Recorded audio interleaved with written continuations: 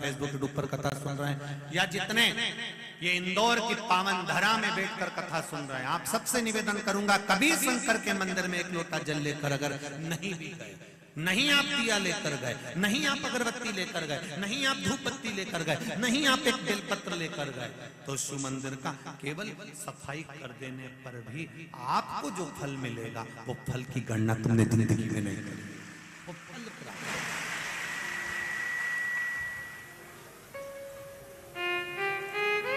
तीन काम खुद करो, अभी बताया था आपको। पहला, अपनी तिजोरी की सफाई अपने को।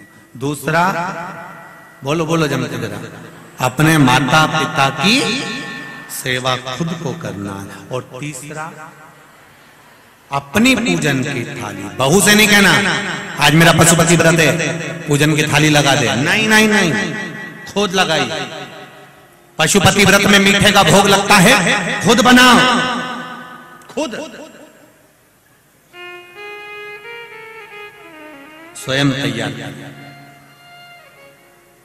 घर से 3 हिस्से करके मत ले जाओ, मंदिर में जाकर नीचे आपने कागज रखा या दोना रखा या पात्र रखा, 3 हिस्से करो।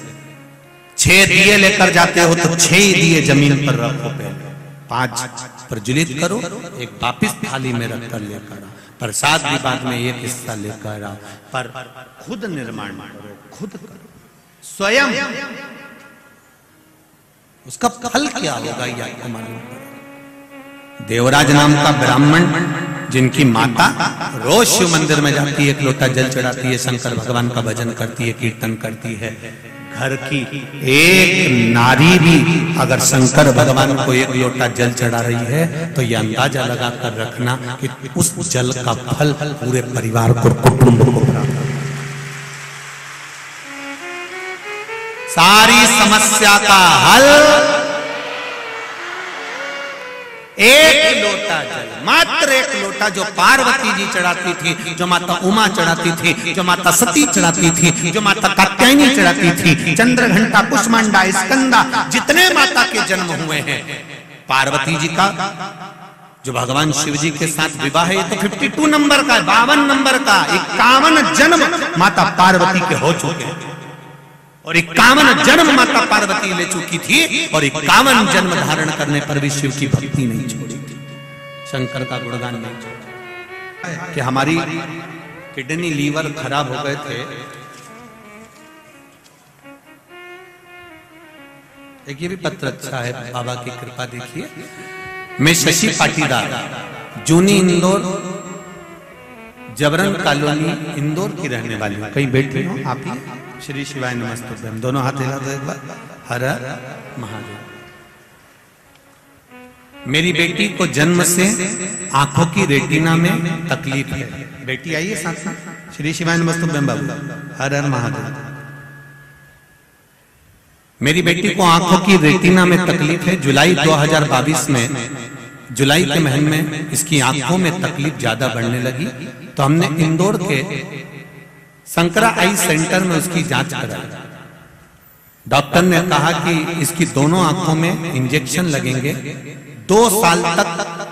तभी डॉक्टर ने इंजेक्शन लगाने की तारीख 24 सितंबर 2022 दे दी। जुलाई में दिखाया है और सितंबर की तारीख दी है।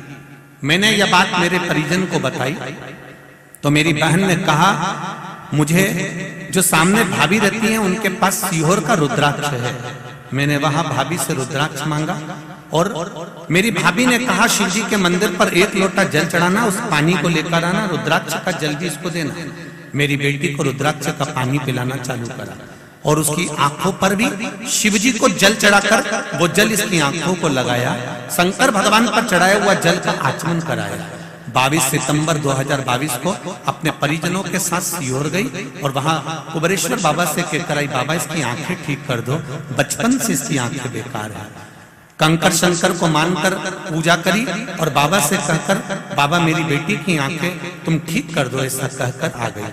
24 सितंबर 2022 को इसे इंजेक्शन लगवाने के लिए डॉक्टर ने इंजेक्शन लगाने का जो कहा था तो इसको लेकर गई। डॉक्टर इसको वापिस इंजेक्शन लगाने के लिए ऑपरेशन रूम के अंदर लेकर गए जहां इसको इंजेक्शन लगना था। वापिस डॉक्टर ने इसकी जांच करी, तकरीबन 1 घंटा जांच करी गई और डॉक्टर ने जांच करने के बाद बताया कि गजब हो गया, इस लड़की की आंखें तो पूरी खराब थी, ये ठीक कैसे हो गई, ये समझ में नहीं आया।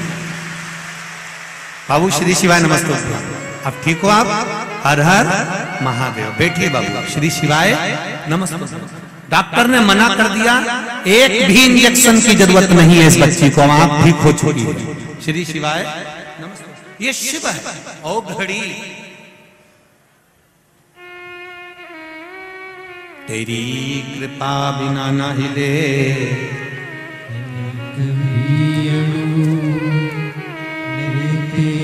सांस तेरी कृपा से तनु तनु, बखान क्या करूं मैं का चपटी भभूत में खजाना।